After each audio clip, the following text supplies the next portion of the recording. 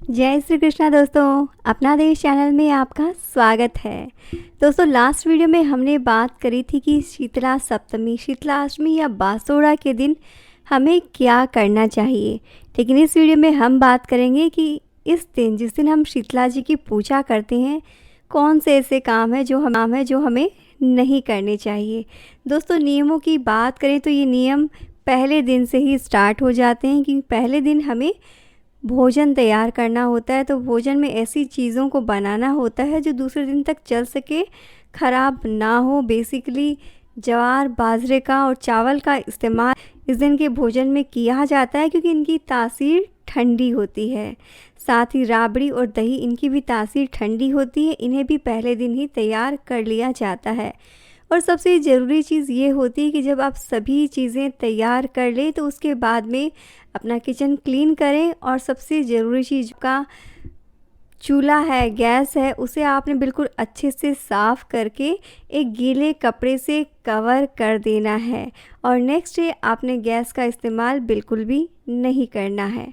और दूसरे दिन सुबह से नियमों को फॉलो करने में सबसे पहली चीज़ ये आती है कि आपने सुबह स्नान के लिए, नहाने के लिए जो पानी लेना है वो ठंडे पानी का इस्तेमाल करना है। उस दिन आपने गर्म पानी से स्नान नहीं करना है। और साथ ही इस दिन बाल भी आपने ना तो धोना है, ना ही बाल कटवाने हैं। तो इस चीज़ का ख्याल रखना है। और उसके बाद में, नहाने के बाद में ये चीज़ आती है कि पूजा की सामग्री जो है वो आपने बिल्कुल अच्छी तरीके से सजा कर रखनी है, उसे बर्बाद कहीं पे भी नहीं करना है। और उसके अलावा दोस्तों, इस दिन आप जब पूजा करें तो ख्याल रखें कि इस दिन दीपक नहीं जलाया जाता है। किसी भी तरह की अग्नि घर में प्रज्वलित नहीं की जाती। तो आपने पूजा करते हुए भी ख्याल रखना है, उस दिन आपने नहीं जलाना है। साथ ही इस दिन झाड़ू और सूप का इस्तेमाल भी वर्जित माना गया है क्योंकि इन दोनों चीज़ों की इस दिन पूजा की जाती है, इसलिए झाड़ू और सूप का इस्तेमाल भी वर्जित बताया गया है। साथ ही इस दिन क्योंकि नीम की पत्तियों को खाया जाता है, माँ को अर्पित भी की जाती है, तो इस दिन आपने नीम की पत्तियाँ नहीं तोड़नी है, नीम के पेड़ को नुकसान नहीं पहुँचाना है क्योंकि इस दिन आपने नीम के पेड़ की पूजा करनी होती है।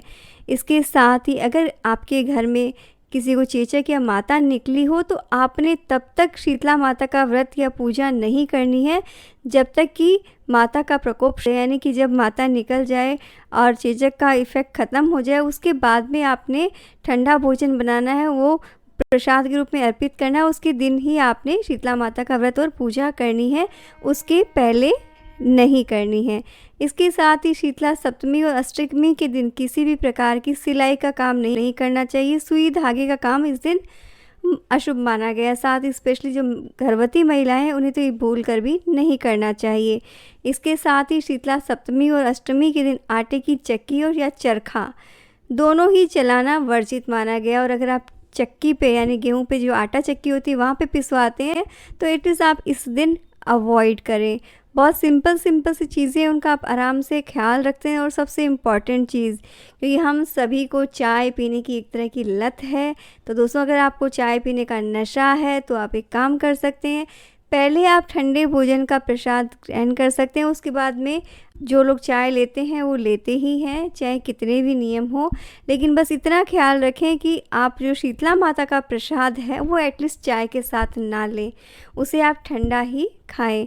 बहुत सिंपल सी चीज़ें हैं, लेकिन दोस्तों पूरे मन से और श्रद्धा और आस्था के साथ आप इस व्रत को करें। और सबसे बड़ी मैं आपसे बार बार रिक्वेस्ट कर रही हूँ कि दोस्तों किसी भी पूजा के नाम पे अन्न का अपमान ना होने दें। आप शीतला माता के प्रसाद को अच्छी तरीके से दान करें, उसे वेस्ट ना होने दें। और दोस्तों अगर आप शीतला माता की पूजा करते हैं तो कमेंट में ज़रूर से लिखिएगा, जय शीतला माँ।